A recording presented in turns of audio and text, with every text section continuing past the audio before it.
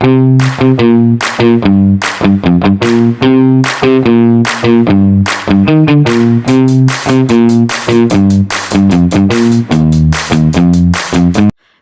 pada video kali ini saya akan menjelaskan materi mengenai obat sediaan bukal dan sublingual.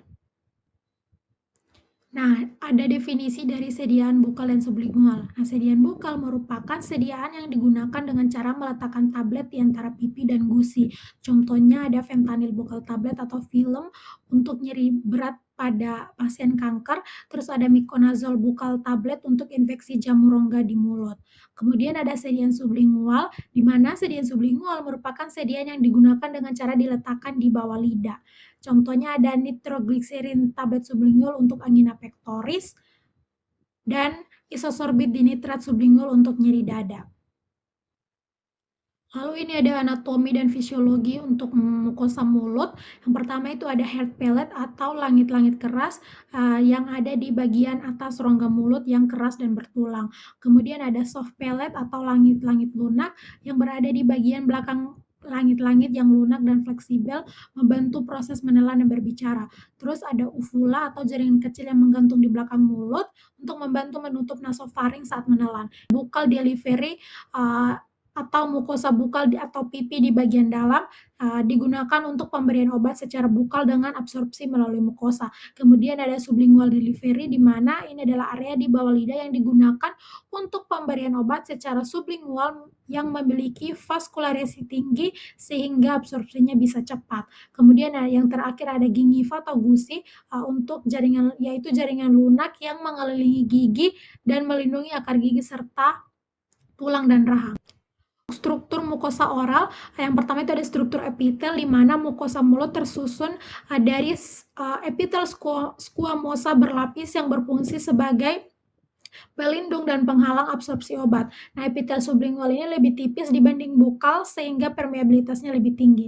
Kemudian ada vaskularisasi sublingual vas bukal, di mana daerah sublingual memiliki banyak pembuluh darah dan aliran darah tinggi sehingga obat bisa diserap lebih cepat.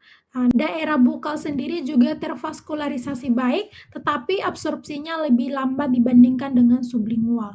Kemudian ada peran saliva, di mana saliva ini membantu melarutkan obat, melembabkan mukosa, mempermudah difusi obat, dan menjaga kebersihan rongga mulut. Kemudian ada pH lingkungan mulut, di mana pH normal rongga mulut itu sekitar 5,5 sampai 7,4, di mana pH ini akan mempengaruhi ionisasi obat dan menentukan seberapa mudah obat itu menembus mukosa. Yang selanjutnya ada mekanisme absorpsi dan penetrasi. Di sini ada beberapa jalur. Yang pertama itu ada jalur transselular, di mana jalur transselular merupakan mekanisme absorpsi obat melalui mukosa mulut dengan cara menembus langsung membran sel epitel.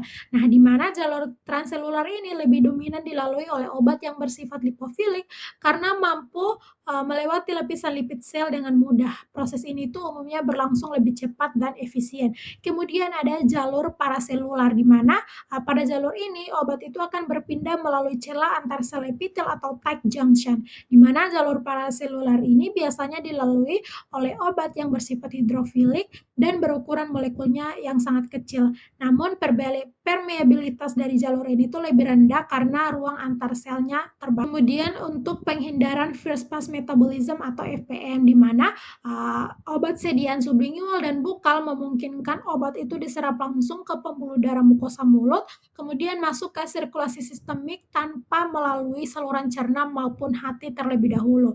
Nah, dengan demikian metabolisme lintas pertama di hati bisa dihindari sehingga bioavailabilitasnya meningkat dan onset kerja obat itu menjadi lebih cepat. Kemudian untuk parameter bioavailabilitas sediaan oral mukosa itu ada 3, ada Cmax, Tmax, dan AUC. Di mana bioavailabilitas sendiri merupakan jumlah dan kecepatan obat yang mencapai sirkulasi sistemik dalam bentuk aktif. Nah, untuk sediaan oral mukosa seperti bukal dan sublingual, bioavailabilitas itu umumnya lebih tinggi karena obat itu langsung diserap melalui mukosa mulut tanpa mengalami first pass metabolism di hati. Nah, untuk Cmax itu adalah konsentrasi maksimum obat dalam plasma, sedangkan Tmax adalah waktu yang dibutuhkan untuk mencapai konsentrasi maksimum. Sedangkan AUC atau area under undercurve itu menunjukkan jumlah total obat yang terserap ke dalam sirkulasi sistemik. Nah, secara umum biasanya sediaan sublingual dan bukal memiliki Tmax lebih cepat, Cmax lebih tinggi, dan AUC-nya lebih besar dibandingkan sediaan oral yang ditelan.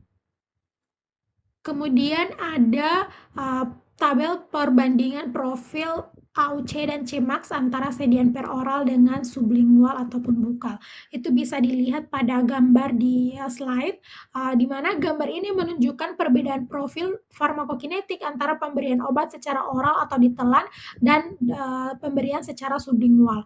Nah, pada gambar dijelaskan pada pemberian sublingual itu obat diserap melalui mukosa di bawah lidah dan langsung masuk ke sirkulasi sistemik sehingga menghasilkan waktu absorpsi yang lebih cepat, konsentrasi puncak plasma atau Cmax-nya yang tinggi serta luas area di bawah kurva atau UC-nya itu lebih besar, di mana hal ini menunjukkan bahwa bioavailabilitas dari obat melalui rute sublingual itu lebih baik.